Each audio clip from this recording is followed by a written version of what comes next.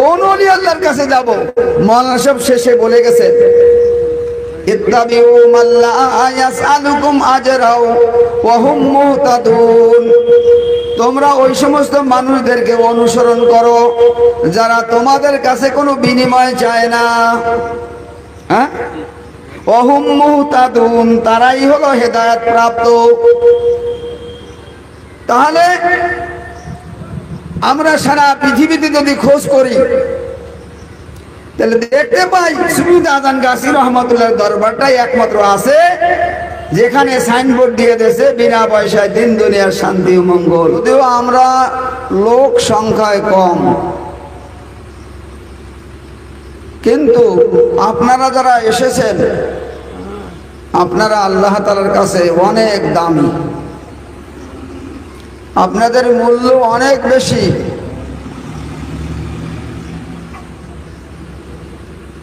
আসলে লোকের আধিক্য থাকা, লোক সংখ্যায় বেশি হইলে যে তারা হকের উপর হবে তা কিন্তু সঠিক নয়। হযরতে ওমর রাদিয়াল্লাহু তাআলা আনহু যখন খেলাফতের মসনদে আছেন তখন তার সঙ্গী সাথীদেরকে নিয়ে একদিন রাস্তা দিয়ে হেঁটে যাচ্ছেন। হঠাৎ তিনি শুনতে পাইলেন একটা ঘরের থেকে আওয়াজ আসছে, সে মোনাজাত করছে, আল্লাহর দরবারে হাত তুলে সে দোয়া করছে, ক্রন্দন করছে, হে আল্লাহ, তুমি আমাকে কম সংখ্যক লোকদের মধ্যে অন্তর্ভুক্ত করে দাও, আমাকে তুমি কম সংখ্যক লোক যেখানে সেই দলের অন্তর্ভুক্ত তুমি আমাকে করে দাও। দুনিয়ার মানুষ চায় যে এই দলে লোক বেশি সেই দলে অংশগ্রহণ করতে, তাই না? কিন্তু একজন সাহাবী সে বলছেন যে হে আল্লাহ, তুমি আমাকে কম সংখ্যক লোকদের অন্তর্ভুক্ত করে দাও। হযরত ওমর রাদিয়াল্লাহু তাআলা আনহু দাঁড়িয়ে গেলেন। তিনি শুনতে পাচ্ছেন বারবার তিনি দোয়া করছেন আল্লাহর কাছে। হযরত ওমর রাদিয়াল্লাহু তাআলা আনহু তার দোয়ার শেষে তাকে ডাকলেন যে ভাই, দুনিয়ার মানুষ বড় দলে থাকতে চায়, লোক সংখ্যা যেখানে বেশি সেখানে যাইতে চায়, তুমি কম সংখ্যক লোকদের সাথে থাকার জন্য আল্লাহর দরবারে দোয়া করছো কেন? এটা তুমি কোথায় শিখেছো? ওই সাহাবী বললেন, হে আমিরুল মুমিনিন, আমি কোরআনে পাক থেকে এটা শিখেছি। বলেন সুবহানাল্লাহ। আমার কথা বোঝা যাচ্ছে তো? যাক, আলহামদুলিল্লাহ, আজকে একটু আওয়াজ বাড়ছে আপনাদের এখানে আসার পরে। গত 2 দিন কথা মোটে বের হয় নাই, গলা এত ভাঙ্গা ছিল। শুকরিয়া আপনাদের যে এখানে আসার পরে একটু কথা আজকে আওয়াজ হচ্ছে। তো সাহাবী বলছেন যে আমি কোরআন থেকে শিখেছি যে লোক সংখ্যা কম যেখানে সেই দলে থাকার জন্য আমি কোরআন থেকে শিখছি। হযরত ওমর রাদিয়াল্লাহু তাআলা আনহু জিজ্ঞাসা করলেন যে ভাই, কোরআনের কোন আয়াত থেকে তুমি শিখছো? তিনি সূরা নাহলের 13 নম্বর আয়াত তেলাওয়াত করলেন, ওয়াকালিলুম মিন ইবাদিয়াশ শাকুর। যে কোরআনের একটা আয়াতের মধ্যে আমি দেখেছি আল্লাহ বলছেন আল্লাহর বান্দাদের মধ্যে আল্লাহর শুকরগুজার বান্দার সংখ্যা খুব কম হবে। বলেন সুবহানাল্লাহ। শুকরগুজার বান্দা সংখ্যা খুব কম হবে, লোক অনেক হবে, কিন্তু সবাই আল্লাহর শুকর আদায় করবে না, সবাই ঈমানদার হবে না। কি বলেন, পৃথিবীতে ঈমানদারের সংখ্যা বেশি না ঈমান ছাড়া লোকের সংখ্যা বেশি? বলেন, ঈমানদারের সংখ্যাটা কম, কম না? পৃথিবীতে বর্তমান কত লোক আছে? প্রায় 650 কোটি। তার মধ্যে মুসলমানের সংখ্যা হলো 200 কোটি বা কম বেশ হতে পারে। তাহলে মুসলমানের সংখ্যা কম না?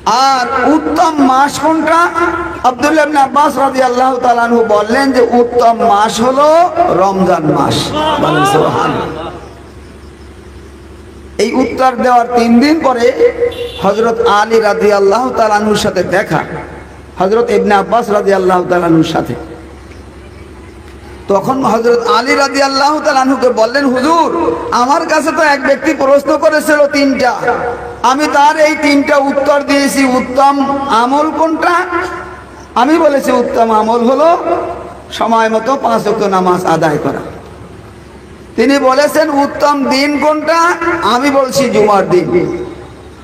উত্তম মাস কোনটি? আমি বলেছি উত্তম মাস মাহে রমজান। হযরত আলী রাদিয়াল্লাহু তাআলা আনহু বললেন যে হে ইবনে আব্বাস, এই প্রশ্ন করলে তুমি যে উত্তর দিয়েছো সবাই এই রকমের উত্তর দেবে, সবাই এইভাবেই উত্তর দেবে, কিন্তু ওই ব্যক্তি যদি আমার কাছে প্রশ্ন করত তাহলে আমি তার উত্তরটা অন্যভাবে দিতাম। হুজুর কেমন? বলে উত্তম আমল 5 ওয়াক্ত নামাজ পড়া, ঠিক আছে, এটা তোমার জবাব ঠিক আছে, কিন্তু তুমি বলো তো নামাজ বান্দা পড়েছে, আমি নামাজ পড়েছি, এই নামাজ যদি আল্লাহর দরবারে কবুল না হয় তাহলে সেই আমলটা কি উত্তম আমল হবে? না। হযরত আলী রাদিয়াল্লাহু তাআলা আনহু বললেন যে আমি উত্তরটা এইভাবে দিতাম, তোমার জিন্দেগীর মধ্যে সবচেয়ে ওই আমলটাই উত্তম যেই আমলটা আল্লাহর দরবারে কবুল হয়ে গেছে। যে আমলটা আল্লাহর দরবারে কবুল হয়েছে সেটা 2 রাকাত নামাজ হতে পারে, সেটা রোজা হতে পারে, সেটা দোয়া কালাম হতে পারে, সেটা দান যাকাত হতে পারে, সেটা উরসিকুল হতে পারে, কোরআন তেলাওয়াত হতে পারে, যে কোনো ইবাদত হতে পারে। অর্থাৎ কোনো একটা ইবাদত তুমি করেছো কিন্তু সেইটা যদি আল্লাহর দরবারে কবুল না হয় ওই আমলের কোনো মূল্য নাই। অর্থাৎ তোমার আমলের মধ্যে ওই আমলটাই উত্তম যেই আমলটা আল্লাহর দরবারে কবুল হয়ে গেছে। সুবহানাল্লাহ। সেই জন্য ভাইজান এখানে যারা আসছেন আপনাদের আমল নামায় এমন একটা নেক আমল আছে যেই নেক আমলটা আল্লাহর দরবারে কবুলিয়ত হয়ে গেছে। সেই নেক আমলের বদৌলতে আল্লাহ পাক এই কামেল মুর্শিদ কামেল ওলি আল্লাহর মজলিসে বসার তৌফিক দান করেছেন। সুবহানাল্লাহ। হযরত আলী রাদিয়াল্লাহু তাআলা বললেন যে ইবনে আব্বাস, তুমি বলেছো উত্তম দিন জুমার দিন। হ্যাঁ, ঠিকই আছে, উত্তম দিন জুমার দিনই ঠিক আছে, কিন্তু আমার কাছে যদি প্রশ্ন করতো তাহলে আমি বলতাম তোমার জিন্দেগীর মধ্যে যতগুলা দিন তুমি পাইছো, যতগুলা বছর আর মাস আর দিন তুমি পেয়েছো, তোমার জীবনের সারা জীবনের সবচেয়ে উত্তম দিন হলো ওই দিনটা যেই দিনটা হলো তোমার জীবনের শেষ দিন। ওই দিনটা যদি ঈমানের সাথে তুমি আল্লাহর দরবারে হাজিরা দিতে পারো তাহলে তোমার জিন্দেগীর মধ্যে সবচেয়ে উত্তম দিন হলো তোমার জীবনের সেই ঈমান নিয়ে আল্লাহর দরবারে হাজিরা দেওয়ার দিন। বুঝে আসছে? সেজন্য ভাই আমরা যারা এখানে এসেছি আপনাদের কোনো না কোনো একটা নেক আমল আল্লাহর দরবারে কবুলিয়ত আছে, এই জন্য আল্লাহর দরবারে শুকরিয়া আদায় করি। সকলে বলি আলহামদুলিল্লাহ। দ্বিতীয় কারণটা হলো আপনার পূর্বপুরুষের মধ্যে কোনো না কোনো ব্যক্তির নেক দোয়া আপনার প্রতি আছে। বলেন সুবহানাল্লাহ। পূর্বপুরুষ আপনার পিতামাতাও হতে পারে, দাদা দাদি নানা নানিও হতে পারে, অথবা আরো আপনার বংশের আরো ঊর্ধ্বের কোনো ব্যক্তি হতে পারে যিনি তার বংশধরের জন্য দোয়া করেছিল, সেই দোয়াটা আপনার জন্য কবুল হয়ে গেছে। অর্থাৎ আপনার পূর্বপুরুষের মধ্যে কোনো না কোনো ব্যক্তির নেক দোয়ার বদৌলতে আল্লাহ পাক ওলি আল্লাহদের মজলিসে বসার তৌফিক দান করেছেন। সুবহানাল্লাহ। 3 নম্বর হলো কোন না কোন ওলি আল্লাহ তার নজর আপনার চেহারার প্রতি পড়েছিল আর তার অন্তর থেকে দোয়া আসছিল আপনার জন্য। এই ওলি আল্লাহর দোয়ার বদৌলতে আল্লাহ পাক ওলি আল্লাহর মজলিসে বসার তৌফিক দান করেছেন। সেটা চলার পথে হতে পারে, হ্যাঁ, মজলিসে হতে পারে, রাস্তাঘাটে হতে পারে, কোনো মসজিদ মাদ্রাসা হতে পারে। অর্থাৎ কোনো না কোনো ওলি আল্লাহর নেক দোয়া আপনার প্রতি আছে বিধায় আপনি আল্লাহ ওয়ালাদের মজলিসে বসতে পারছেন। এই জন্য শুকর আদায় করি, সকলে বলি আলহামদুলিল্লাহ। আমরা এমন এক কামেল মুর্শিদের দরবারে আসছি, আমার ভাই অনেক সুন্দর আলোচনা করে গেছেন। এই রকমের মুর্শিদ সারা পৃথিবীতে আর কোথাও পাওয়া যাবে না, বলেন সুবহানাল্লাহ। আবার অনেকে তো বলে যে ওলি আল্লাহর কাছে যাওয়ার কোনো দরকার নাই, বলেন আছে না ভাই? 82 বার আল্লাহ বলছেন আকিমুস সালাতা ওয়া আতুজ যাকাত, নামাজের সাথে সাথে আবার যাকাতের কথা বলছেন। নামাজের সাথে সাথে যাকাতের কথা কেন বললেন? কারণ হলো নামাজের দ্বারা মানুষের দেহ পবিত্র হয়, পাক হয়, আর যাকাতের দ্বারা মানুষের মাল পবিত্র হয়, মাল পাক হয়। শরীরকে পবিত্র রাখতে হলে মালকেও পবিত্র রাখতে হবে। এই জন্য ওদিকে আলোচনা আমি যাচ্ছি না। তো যেমন ভাবে নামাজ কোরআন শরীফে নাই, কিন্তু নামাজের আরবি হলো কি সালাত। সালাত শব্দ কোরআনের মধ্যে আছে না? রোজা শব্দ কোরআনে নাই, কিন্তু রোজার আরবি শব্দটা কোরআনে আছে, সেটা কি সিয়াম বা সওম, আছে না? ঠিক তেমনি ভাবে পীর শব্দটা কোরআন শরীফের মধ্যে নাই, কিন্তু পীর শব্দের আরবি শব্দ যেটা, সেটা কিন্তু কোরআনের মধ্যে আছে, বলেন সুবহানাল্লাহ।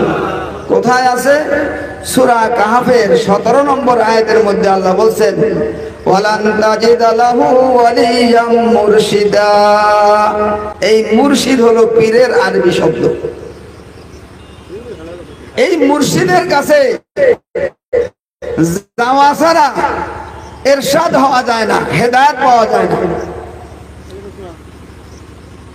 ভাইজান, সহজ কথা, আপনি এখান থেকে কলকাতা যাবেন, রাস্তা চেনা নাই। যেমন আমি কলকাতা যাওয়ার রাস্তা জানি না, এই জন্য হুজুরগুলা ওদের কোথাও পাঠায়, বলে দেয় বাবা ওনাকে এখান থেকে নিয়ে যাবা, আবার এখানে দিয়ে যাবা, তাই না?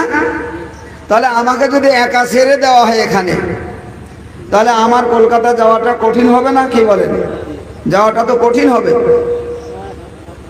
তাহলে আমার সঙ্গে যদি আপনাদের এই স্থানীয় কোনো লোক যারা কলকাতার রাস্তা চেনে, এইরকম একজন লোক আমার সঙ্গে নিয়ে গেলে আমার কলকাতা যাওয়াটা সহজ হবে না? কি বলেন? ঠিক একজন মানুষ যদি আল্লাহওয়ালা হইতে চায়,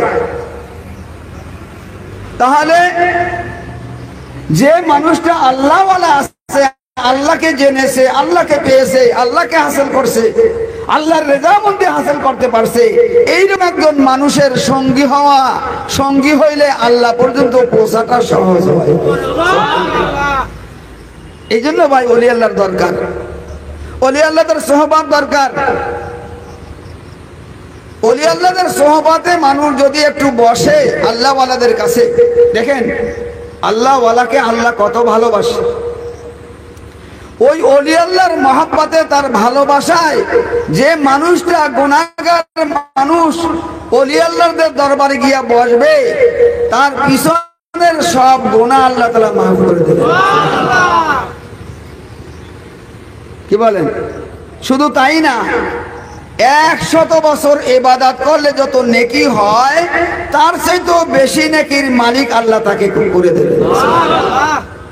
এক জামানা সোহবতে বা আউলিয়া, এক জামানা সোহবতে বা আউলিয়া, বেহতর জাসাদ সালাত বিরিয়া। কোন মানুষ যদি এক মুহূর্ত কিছু সময় ওলি আল্লাহদের মজলিসে বসে, কি জন্য? আল্লাহকে পাওয়ার জন্য। আমরা এখানে তো দুনিয়ার কোনো কিছু পাওয়ার জন্য এখানে আসি নাই, আল্লাহকে কিভাবে পাওয়া যাবে সেই রাস্তাটা জানার জন্য, কোন রাস্তায় চললে, কিভাবে আমল করলে আল্লাহর রেজামন্দি পাওয়া যাবে, এই কথাগুলা জানার জন্য আমরা এই মজলিসে আসছি, ঠিক কিনা ভাই? অতএব যারা এই নিয়তে এখানে আসছি, তারা বসার সাথে সাথে আল্লাহ পাক তার আমল নামায় 100 বছর ইবাদত করার চাইতে বেশি নেকির মালিক আল্লাহ তাকে করে দেবেন। सोहबते साले तोरा सालेह कुनाद, सोहबते तालेह तोरा तालेह कुनाद। হ্যাঁ, কোন মানুষ যদি আল্লাহ ওয়ালাদের মজলিসে বসে ওই মানুষটাও আল্লাহ ওয়ালা হয়। আর কোন মানুষ খারাপ লোকের সঙ্গে বসলে সে মানুষ খারাপ হয়ে যায় আস্তে আস্তে, ঠিক না? সেই জন্য ভাইজান, ওলি আল্লাহদের মজলিসে যাওয়া আপনাদের জন্য একেবারে সহজ। আল্লাহ ওয়ালাদের মজলিসে যাব, কোন ওলি আল্লাহর কাছে যাব? মাওলানা সাহেব শেষে বলে গেছে, ইত্তাবিউ মান লা ইয়াসআলুকুম আজরাও ওয়া হুম মুহতাদুন। তোমরা ওই সমস্ত মানুষদেরকে অনুসরণ করো যারা তোমাদের কাছে কোনো বিনিময় চায় না। হ্যাঁ, ওয়া হুম মুহতাদুন, তারাই হলো হেদায়েত প্রাপ্ত। তাহলে আমরা সারা পৃথিবীতে যদি খোঁজ করি তাহলে দেখতে পাই সুবিদ আজান গাছি রহমতুল্লাহ দরবারটাই একমাত্র আছে যেখানে সাইনবোর্ড দিয়ে দিয়েছে বিনা পয়সায় দিন দুনিয়ার শান্তি ও মঙ্গল। এখানে আসলে কোনো পয়সা লাগবে না। পয়সা লাগে ভাই? আর এ কারণে আমরা এত দূরের থেকে আসি, এত দূরের থেকে টাকা পয়সা খরচ করে মুর্শিদের দরবারে আসি এই জন্য যে এই রকমের মুর্শিদ আর কোথাও নেই, পাওয়া যায় না। আছে? নাই। এই জন্য ভাইজান, আপনাদের জন্য সহজ, মেহেরবানি করে কামেল মুর্শিদের সোহবাতে তার দরবারে আসবেন। নিজে, নিজের ছেলে, নিজের বংশধর সবাইকে এই ওসিয়ত করে থেকে যে এই দরবার যেন কেউ না ছাড়ে, এই দরবারের সাথে যেন সবে সংযোগ লাগাই রাখে। ভাইজান, এইখানে লাইট জ্বলতেছে কেন? এখানে লাইট জ্বলে কারণ এই লাইটের সংযোগ পাওয়ার হুজুর সাথে আছে।